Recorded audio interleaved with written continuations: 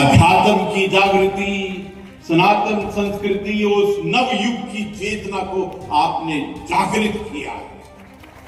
सच कहूं तो ये पूरा संवाद 51 दिन का अपनी आत्मा के साथ ही था कि किस प्रकार हम पूरे ब्रह्मांड की विद्या, ज्ञान, भारत की सभ्यता, संस्कृति को आत्मसात करें। और मुझे तो इतना प्रसन्नता होती है, स्वामी डॉक्टर चिन्मया जी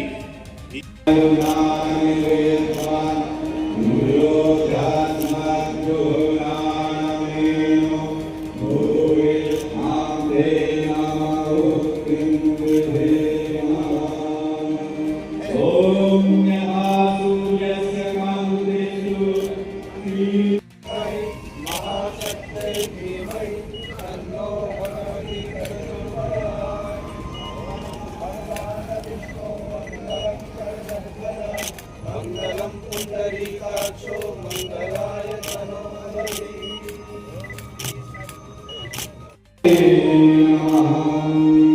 अखंड मंगलाकारं व्याप्तं येन चराचरं तत्फलं दर्शितं येन। शताब्दी समारोह में सर सर आज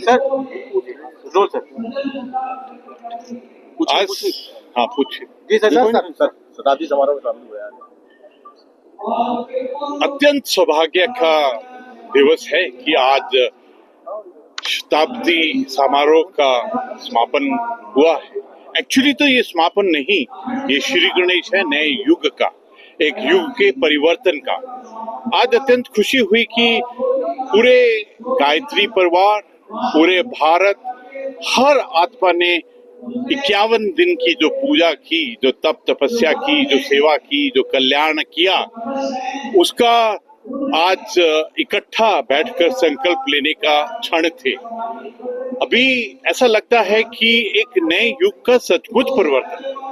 इसकी सबसे जो मुख्य बात ये थी कि अगर हम बदलेंगे तो युग बदलेगा। आज हम सब ने इकट्ठा होकर संकल्प लिया है कि किस प्रकार गुरुदेव जी की जो उन्होंने हमको ज्ञान दिया, जो परम वंदनीय माता जी ने हमको आशीर्वाद दिया, उसको लेकर हम किस प्रकार राष्ट्र रूपी परिवार ने जो लक्ष्य तय किया है 2047 का, विकसित भारत, आत्मनिर्भर भारत और विश्व गुरु। आज सचमुच ऐसा लगा, मैं आपसे साझा करना चाहता हूँ, सबको देखकर ऐसा लगा कि हम सबको, हमारे राष्ट्र को विश्व गुरु होने से कोई नहीं रोक सकता, क्योंकि जो हमारी धरोहर है, हमारी जड़ है, जो हमारी सभ्यता, संस्कृत, जो हमको संस्कार, मूल्य सिखाए हैं, जो ज्ञान विद्या दी है, जो वेद पुराण उपनिषदों ने हमको सिखाया है, और ये स्थान इतना सुंदर हिमालय की गोद के अंदर में,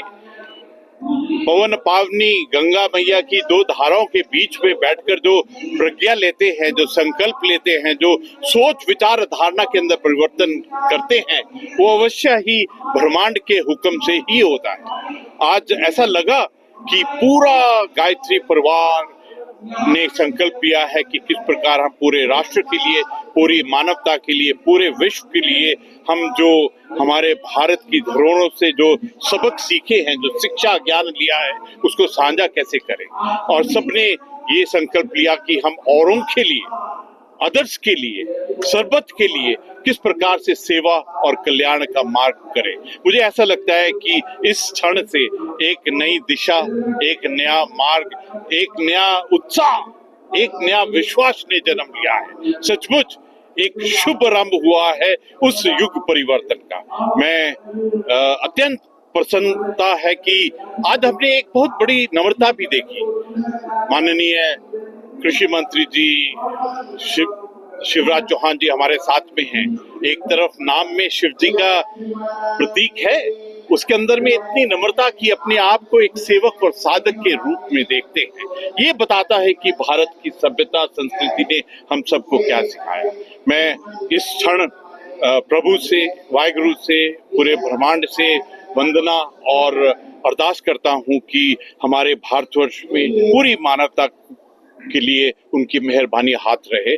और इसी के साथ में मीडिया के हर एक बंधु को मैं धन्यवाद देना चाहता हूं कि आपने 51 दिन यहाँ पर जो सेवा, कल्याण और जो यहाँ का जो संदेश है आपने पूरी दुनिया को पहुंचाया। आपका बहुत बहुत शुक्रिया। जय हिंद।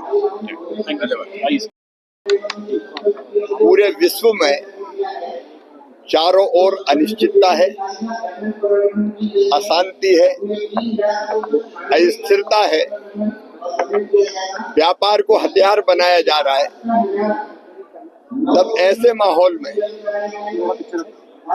ये भारतीय संस्कृति और विचार है जो संपूर्ण विश्व को शाश्वत शांति के पथ का दिग्दर्शन करा सकता है। आत्मवत् सर्वभूतेषु वसुदैव कुटुंबकम और विश्व का कल्याण हो, ये हमारा मूल मंत्र है।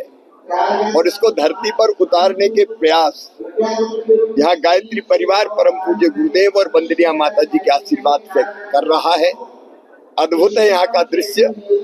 और आज मैं पूरे विश्वास के साथ ये कह रहा हूँ, ये अखंड ज्योति के 100 साल का वर्ष है। 100 वर्ष पूरे हुए हैं। वंदनीय माता जी के 100 वर्ष पूरे हुए हैं। राष्ट्रीय स्वयं सेवक संघ के भी 100 वर्ष पूरे हुए हैं। वंदे मातरम के 150 साल। आज मैं स्वामी विवेकानंद जी के वो शब्द फिर से स्मरण कर रहा हूँ कि सुदीर्घ रजनी समाप्ति जान पड़ती है, महानिशा का अंत निकट है। जो अंधे हैं वो देख नहीं सकते, जो बहरे हैं वो सुन नहीं सकते, लेकिन मैं स्पष्ट रूप से देख रहा हूँ कि भारत माता एक बार फिर से अंगड़ाई लेकर खड़ी हो रही है और विश्व गुरु के पद पर अधिष्ठित हो रही है। और ऐसी संस्था गायत्री परिवार, राष्ट्रीय स्वयंसेवक संघ आज जो अभियान चला रहे हैं वो सचमुच में भारत को तो शक्तिशाली बनाएंगे ही, एक वैभवशाली, गौरवशाली, संपन्न, समृद्ध, शक्तिशाली, आत्मनिर्भर और विकसित भारत का निर्माण करने में सहयोग करेंगे ही, बल्कि पूरी दुनिया को शाश्वत शांति की दिशा में ले जाएंगे।